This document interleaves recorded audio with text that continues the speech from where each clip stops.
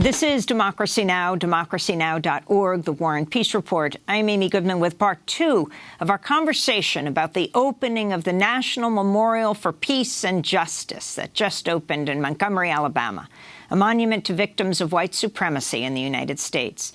The memorial's centerpiece is a walkway with 800 weathered steel pillars overhead, each of them naming a U.S. county and the people who were lynched there by white mobs. I want to turn to the niece of Fred Croft, telling the story of how her family was impacted by racial terror in Gadsden, Alabama. This video was produced in 2017 by the Equal Justice Initiative in partnership with Google as part of the Lynching in America storytelling project. As a child, my aunts and uncles were like movie stars to us, living in different parts of the country. You know, that was my uncle in Detroit or Los Angeles. And my Uncle Fred lived in New York. But he never came back home to visit my dad. I never knew the reasons why until my dad told me this story. One day, this group of white men came to my granddad's house asking to bring my Uncle Fred out. And Fred was a young teenage boy. They said, this little white girl, somebody pushed her off the back porch. And the little girl, she stood up and said, I told y'all it was not him. But the guy said, I know it was Fred. We coming back. So my granddad told my daddy, run downtown, tell Fred, do not come home. And my granddad got Fred out of town with nothing but the shirt on his back. So if my Uncle Fred was there at home that day, you just knew it would not have ended well. I was a grown woman when I heard the story. So for me, it really came into perspective. That's why you have 7 uncles who leave and never come back to Alabama. We continue now our conversation with Bryan Stevenson, founder and executive director of the Equal Justice Initiative, the nonprofit behind the National Memorial for Peace and Justice.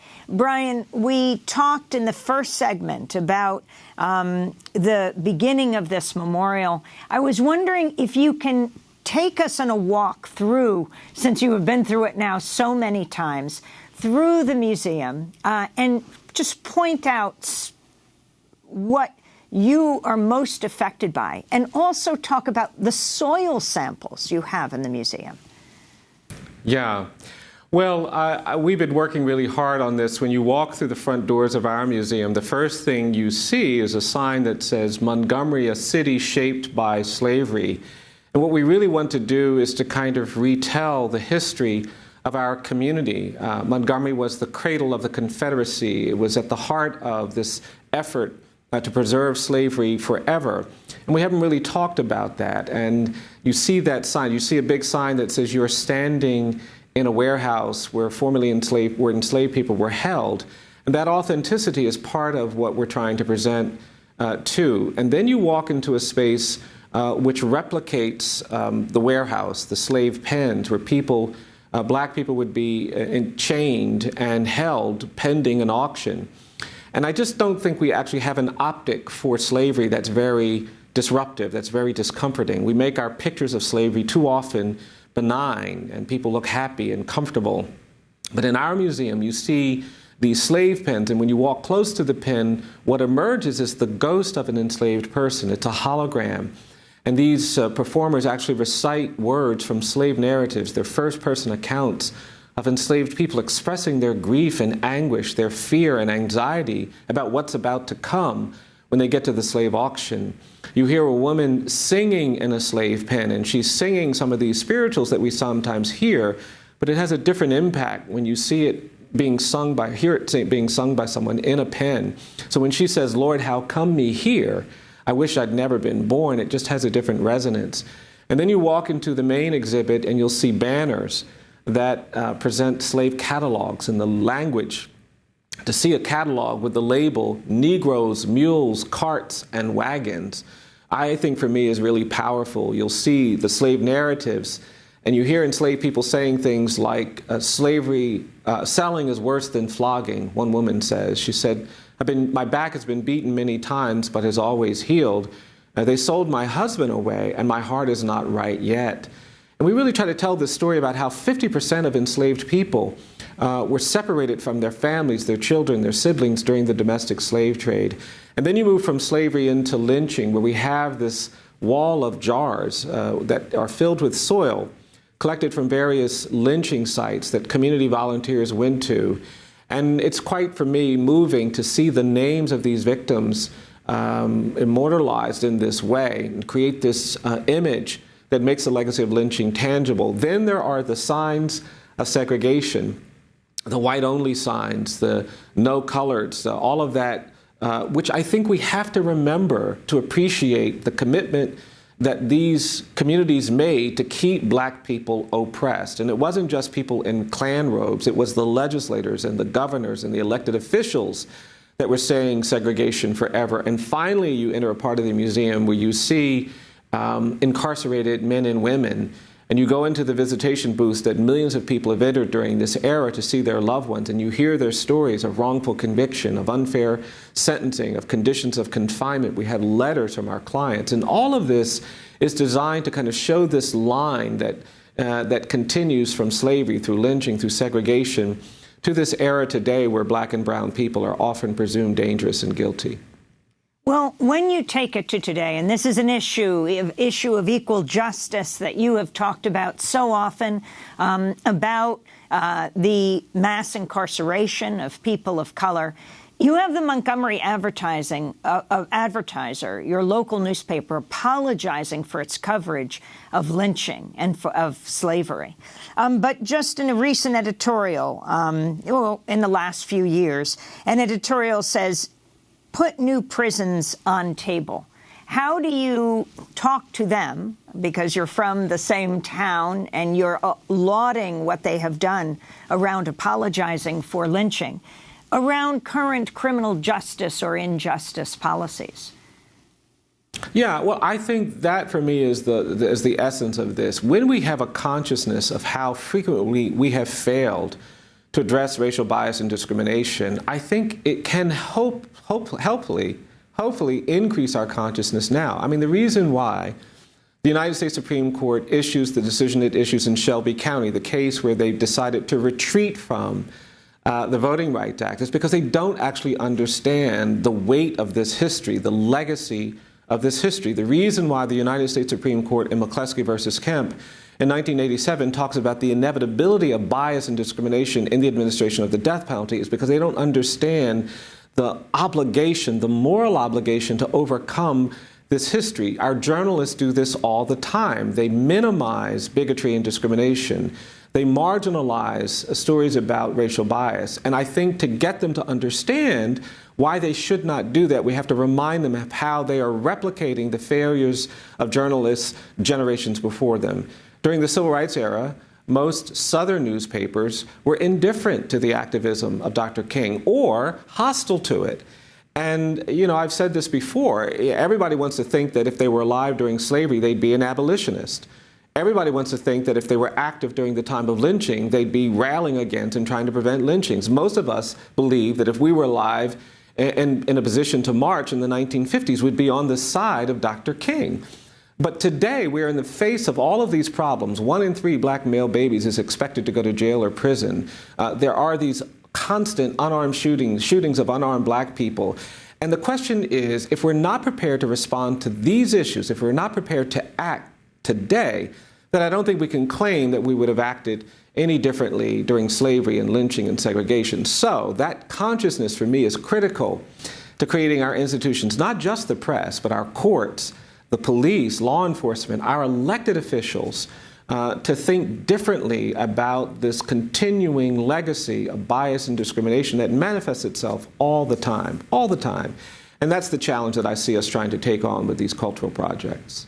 So, Bryan, last month, protesters repeatedly occupied the Philadelphia Starbucks to denounce Starbucks for racial profiling after a video went viral of police arresting 2 African-American men for being inside the coffee shop.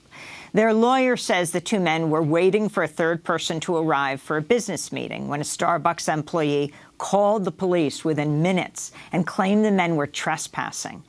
So the Starbucks CEO, Kevin Johnson, has apologized, calling the incident reprehensible. In response to the pressure, Starbucks said it would hold a nationwide racial bias sensitivity training on May 29th that all their employees have to go to. They're going to close the stores for a number of hours for this. I'd like to ask you what you would like to see that racial sensitivity training teach people, who you would like to see teaching it, what you'd like to be said. Yeah. Well, I think the first thing is that, we're not going to get people where they need to be during a 4-hour training. We're not going to be able to achieve what must be achieved during that moment. But if we can start this process of committing to recovery and acknowledging how implicit bias and overt bias makes us vulnerable to precisely the tragedy of what happened in that store, I think that's a positive thing. I'm actually more impressed that they're closing the stores, that there will be some economic consequence to this incident than anything. Because I think what we've done too often in the past is we've tried to minimize these incidents, we've tried to explain them away, and I don't think that's the right response. We need to say, you know what, something terrible happened. This should have never happened. We want to teach all of our employees that this is something that is not acceptable. We want to signal that this is a big deal, that this happened. And those kinds of gestures, I think, are key. I don't believe, as somebody who defends people who sometimes commit crimes, I'm still committed to this idea that we're all more than the worst thing we've ever done.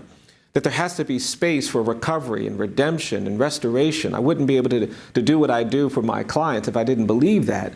And so I think there is a way to do better, but we have to understand the nature of the problem. And you are one of the people who's responding to that problem. And you're one of the people who's designing this. You, also Sherilyn Ifill, head of the NAACP Legal Defense and Education Fund, Heather McGhee, head of Demos, former U.S. Attorney General Eric Holder, and Jonathan Greenblatt, CEO of Anti-Defamation League, though the ADL came under some criticism. There was a protest at the local Starbucks in Philadelphia where protesters were concerned the ADL was involved, citing their concern about what's happening in Israel-Palestine and the ADL's position on that and the lack of endorsement of Black Lives Matter. Yeah, well, ADL will not be involved in the curriculum development, and I'm not actually going to be involved in that either. I'm not an expert on training around these issues. My interest is in actually making sure that corporations respond appropriately when they have these kinds of issues. There are going to be some great people that are going to be involved in putting together that kind of curriculum, but I don't think anybody should expect that you can undo 400 years of bigotry and discrimination in a few hours. I don't think that's realistic. I don't think that's achievable. I think what we have to commit to is a long-term process, and not just Starbucks employees. If we made every Starbucks in America a safe space for people of color, we would not have achieved anything that we can celebrate, because Starbucks is not the world. The places that we have to work on are our courts and our elected spaces, our schools where black children are often victimized and suspended and expelled. I mean, I'm very sort of supportive of this effort, but I don't want to be at all naive about what happens in a Starbucks being the answer to what happens in America. We have a schoolhouse to jailhouse pipeline. We have jails and prisons that are filled with folks who are not a threat to public safety. We have black and brown people being menaced and targeted by the police.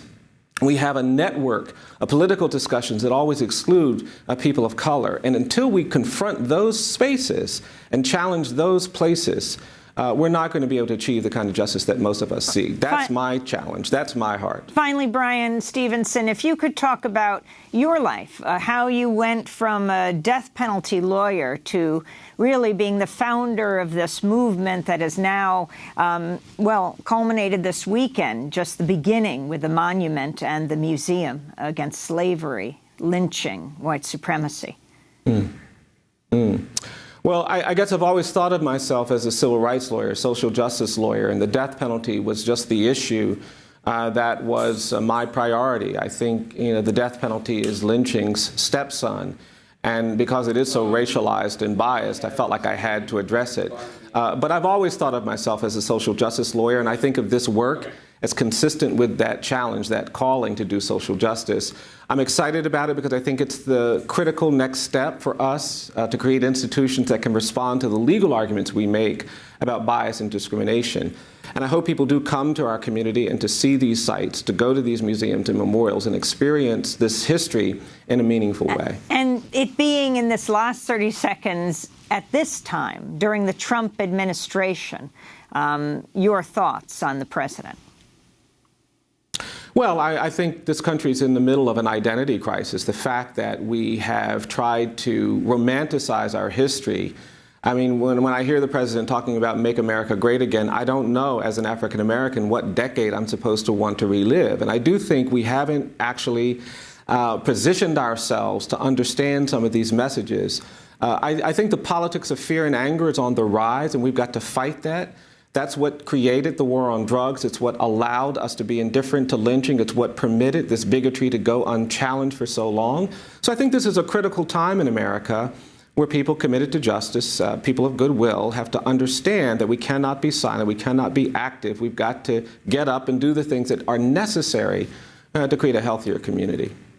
And, I mean, just a little more on President Trump from Charlottesville saying these are fine people, to calling the, I think it was the country of Africa, not the continent. Well, we know the word S-hole, but he said the whole thing. Yeah. Well, I think it's completely reprehensible, of course, and we're not getting the kind of leadership that we need to deal with these issues. Whenever we start debating slavery, and this happened after Michelle Obama gave her speech at the Democratic National Convention, you had people arguing, was slavery so bad? When people start trying to legitimate white supremacy and those who are actively committing violent acts against people of color, then it's the time for us to realize that this is something that we need to address urgently, immediately. And I just think we've not been as focused on that as we need to. I think this is a really important moment in American history where we're either going to confront this history and understand that we have to overcome it, or we're going to try to minimize it, sugarcoat it, romanticize it in the way that I've heard the president do, and fall deeper into these patterns and practices that oppress and marginalize and minimize some communities because of their color or their national origin. I mean, this is the same candidacy that talked about banning Muslims and denigrated Mexicans. And I think all of us have to see the threat posed by that and take seriously the political challenge that awaits us in these coming elections. Will President Trump be visiting the monument or memorial? Is he welcome to come? I have no idea. We invite everyone to come. I think there's a lot to be learned here that a lot of our elected politicians could benefit from hearing and understanding. I don't know that any of our officials or many of our officials have done the kind of investigative work that is needed to better position themselves to lead on these issues that affect so many people in this country. Bryan Stevenson, we want to thank you so much for joining us, founder and executive director of the Equal Justice Initiative, the nonprofit behind the National Memorial for Peace and Justice, the country's first ever memorial to the victims of lynching in the United States. He's an attorney who's worked on death penalty cases in the Deep South for decades, the author of Just Mercy, a story of justice and redemption, speaking to us from Montgomery, Alabama, where the museum and the monument have just opened. To see part one of our conversation with Bryan, go to democracynow.org. I'm Amy Goodman. Thanks so much for joining us.